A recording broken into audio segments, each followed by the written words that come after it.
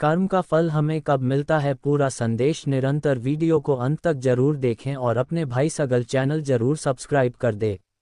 हे प्राणियों सुनो, मैं तुम्हें वह रहस्य बताता हूँ जो समय से भी प्राचीन है, जो आत्मा के साथ जुड़ा है और जो हर जन्म में तुम्हारे साथ चलता है। ये रहस्य है कर्म का रहस्य। तुम जो भी करते हो, जो भी सोचते हो, जो भी भाव तुम्हारे भीतर उठता है, वह सब कर्म बन जाता है और कर्म कभी व्यर्थ नहीं जाता, वह सदा अपने फल के साथ लौटता है। मनुष्य जब ये सोचता है कि मैंने इतना किया फिर भी मुझे फल नहीं मिला, तब वह ये भूल जाता है कि समय केवल तुम्हारा नहीं है, समय ब्रह्मांड का है और ब्रह्मांड हर कर्म का लेखा रखता है। कर्म का फल तब मिलता है जब आत्मा उसे प्राप्त करने के योग्य होती है। ये योग्यता केवल बाहरी स्थिति से नहीं आती, ये तुम्हारे भीतर के संस्कारों से आती है। कभी तुम एक कर्म करते हो और उसका परिणाम तुरंत देख लेते हो, जैसे किसी को प्रेम दो और वह भी तुम्हें मुस्कान दे दे, ये तात्कालिक फल है। परंतु कुछ कर्म ऐसे होते हैं जिनका प्रभाव सूक्ष्म होता है और उनका फल समय लेकर आता है। ये समय कभी इस जीवन में आता है, कभी अगले जीवन में, क्योंकि आत्मा का प्रवास निरंतर चलता रहता है। हे मनुष्य, तुम बार बार ये पूछते हो कि प्रभु मैंने तो किसी का अहित नहीं किया, फिर भी दुख क्यों आता है। मैं कहता हूँ कि हर दुख हर सुख तुम्हारे अपने ही कर्मों का परिणाम है। तुम वह नहीं जानते जो तुमने अनेक जन्मों में किया है। तुम्हारी आत्मा ने अनगिनत युगों में अनेक शरीर धारण किए हैं, उन सब में किए गए कर्मों का संचय तुम्हारे साथ चलता है। जब उसका समय आता है तब फल तुम्हारे जीवन में प्रकट होता है। इसलिए कभी यह मत सोचो कि न्याय नहीं हुआ, ब्रह्मांड में अन्याय असंभव है। कर्म तीन प्रकार के होते हैं, एक जो वर्तमान में किए जा रहे हैं उन्हें क्रियमान कर्म कहते हैं, दूसरे जो पहले किए गए और जिनका फल अभी बाकी है उन्हें संचित कर्म कहते हैं, और तीसरे वे जो इस जीवन में प्रकट हो चुके हैं उन्हें प्रारब्ध कहते हैं। प्रारब्ध वह है जिसे कोई बदल नहीं सकता, वह तुम्हारे जन्म के साथ आता है, जैसे तुम्हारा परिवार, तुम्हारा शरीर, तुम्हारा भाग्य, ये सब प्रारब्ध का परिणाम है। लेकिन क्रियमान कर्म तुम्हारे हाथ में है, उनसे तुम अपने भविष्य को नया रूप दे सकते हो। इसलिए हे मानव, कर्म करने से पीछे मत हटो। जब तुम सोचते हो कि तुम्हारे प्रयास व्यर्थ जा रहे हैं, तब ये समझो कि ब्रह्मांड तुम्हारे कर्मों को देख रहा है। हर विचार, हर भावना एक ऊर्जा बनकर अंतरिक्ष में जाती है और जब समय पूर्ण होता है तब वह ऊर्जा तुम्हारे जीवन में फल के रूप में लौटती है। कभी वह सुख बनकर आती है, कभी वह परीक्षा बनकर आती है। परीक्षा भी फल ही है, क्योंकि वह आत्मा को शुद्ध करती है। जैसे सोना आग में तपकर उज्जवल होता है, वैसे ही आत्मा दुख में तपकर पवित्र होती है।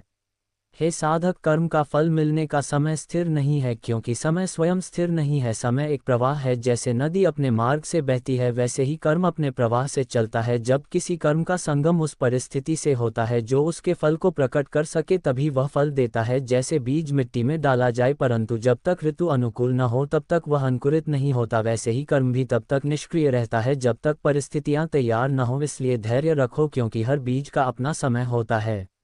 मैं कहता हूँ कि जब तुम अच्छे कर्म करते हो तब भी फल तुरंत नहीं आता, क्योंकि ब्रह्मांड तुम्हारी परीक्षा लेता है। क्या तुम बिना फल की आशा के कर्म कर सकते हो? यही सच्चा योग है। कर्मयोग वही है जिसमें कर्म निष्काम हो। जब तुम फल की इच्छा छोड़ देते हो तब तुम्हारे कर्म की शक्ति बढ़ जाती है, तब वह कर्म आत्मिक शक्ति से भर जाता है और उसका फल अत्यंत शुभ होता है। इसलिए मैं कहता हूँ कि कर्म करते रहो, परिणाम की चिंता मत करो।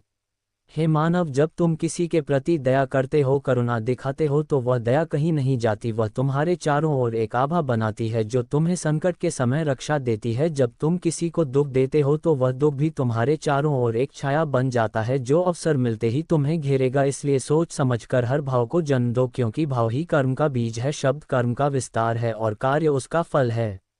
कर्म का फल तुम्हें तब मिलता है जब तुम्हारी चेतना उसे समझने को तैयार होती है। कई बार फल तो मिल चुका होता है पर तुम उसे पहचान नहीं पाते, क्योंकि तुम्हारा दृष्टिकोण सीमित है। जब तुम आत्मज्ञान की ओर बढ़ते हो, जब तुम्हारा मन निर्मल होता है, तब तुम समझते हो कि यह सब मेरा ही किया हुआ है। तब शिकायत समाप्त हो जाती है और शांति जन्म लेती है। यही मोक्ष की ओर पहला कदम है। हे योगियों सुनो, कर्म का सिद्धांत केवल दंड और पुरस्कार का खेल नहीं है, यह आत्मा की शिक्षा का माध्यम है। प्रत्येक घटना तुम्हें कुछ सिखाने आती है। यदि तुम उससे सीख लेते हो तो वह घटना अपना कार्य पूर्ण कर देती है। यदि तुम न सीखो तो वही पाठ फिर किसी और रूप में लौट आता है। यही कारण है कि कई बार जीवन में समान परिस्थितियां बार बार आती हैं, क्योंकि आत्मा तब तक उस पाठ को दोहराती है जब तक उसे समझ न ले। कर्म के फल की गति को कोई नहीं रोक सकता, परंतु तुम अपनी चेतना से उसके प्रभाव को बदल सकते हो। यदि तुम जागरूक हो, यदि तुम प्रेम और क्षमा में स्थिर हो, तो कर्म का कठोर फल भी कोमल बन जाता है। जैसे तेज अग्नि पर जल छिड़कने से उसकी ज्वाला शांत होती है, वैसे ही ज्ञान और करुणा से कर्म की तीव्रता शांत होती है। इसलिए साधक ज्ञान का प्रकाश जलाए रखो।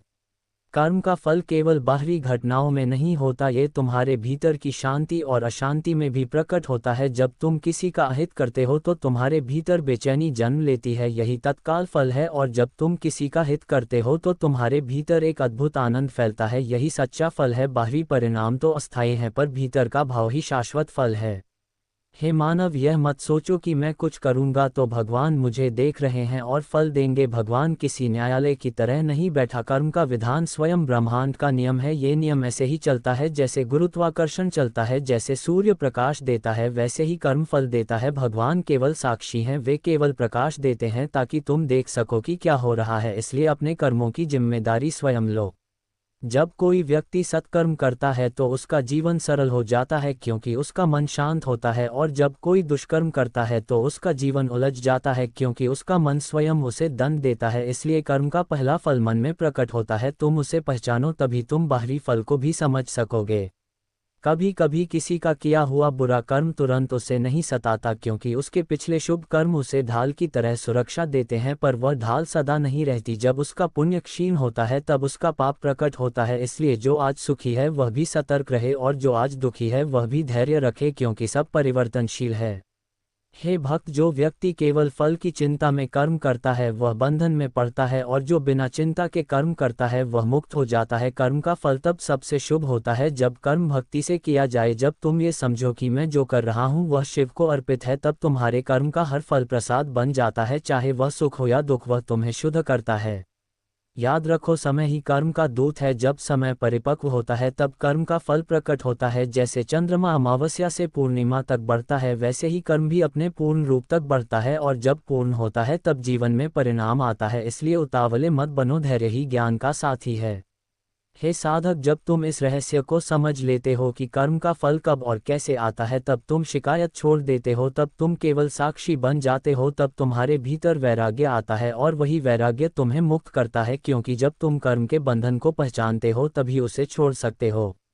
अंत में मैं तुम्हें यही कहता हूँ, हे मानव, कर्म करते रहो परंतु फल की चिंता मत करो, क्योंकि हर कर्म का फल निश्चित है। समय परिपक्व होगा, परिस्थितियाँ बनेंगी, और जो बीज तुमने बोया है वह अवश्य फलेगा। यदि वह शुभ है तो तुम्हें आनंद देगा, यदि वह अशुभ है तो तुम्हें सिखाएगा। दोनों ही रूपों में वह तुम्हारे हित में होगा। इसलिए अपने हर कर्म को प्रेम, भक्ति और सत्य के साथ करो। यही शिव का मार्ग है, यही मोक्ष का द्वार है।